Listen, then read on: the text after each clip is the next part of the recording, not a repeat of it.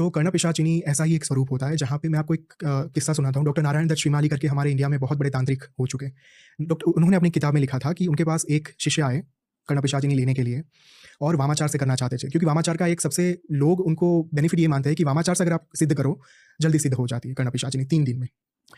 तो उन्होंने अपनी जो साधना थी, वो वामाचार से शिष्य ने शुरू की, उनके शिष्य ने, और 3 दिन के अंदर उनको कर्ण पिशाचिनी सिद्ध हो गई। और उसमें पूरा जो मेथड रहता है ना, वो ये रहता है कि आपको साधना शुरू होने से 10 दिन पहले नहाना नहीं होता, आपको दाँत साफ नहीं करने होते, आपको कपड़े नहीं बदलने होते। इन शॉर्ट आपको हो सके उतना गंदा रहना है।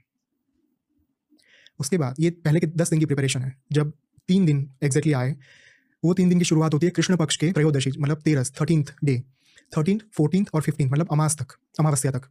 ये 3 दिन तक ये साधना चलती है। और ये 3 दिनों के अंदर आपको एक स्थान पे बैठकर अपने ही मलमूत्र को पीना होता है, खाना होता है। मतलब फीसिस भी? या स्टूल। स्टूल को खाना होता है और पेशाब को पीना हाँ, होता और है। कुछ नहीं खाना होता और कुछ नहीं पीना होता।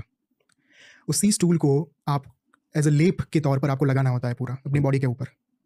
अपने ही मल को अपनी ही बॉडी के ऊपर आपको लगा के, अपने ही मूत्र को, मतलब अपने यूरिन को आपको अपने ऊपर छिड़काव, जैसे हम गंगा जल छिड़कते हैं वैसे उस चीज़ को हमें छिड़कना होता है अपने ऊपर, और कर्ण पिशाचिनी के मंत्र का जप करना होता है।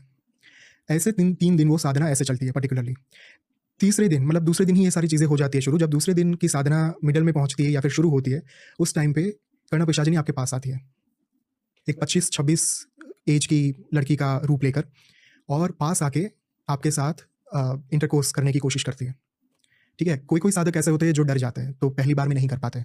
कोई-कोई साधक तीसरे दिन कर पाते हैं। तो इनका जो, मतलब नारायण दत्त श्रीमाली का जो शिष्य था, जिन्होंने ये साधना जो कर रहे थे, उनके तीसरे दिन पे कर्ण पिशाचिनी वापस से आई। वो दूसरे दिन नहीं कर पाए थे इंटरकोर्स।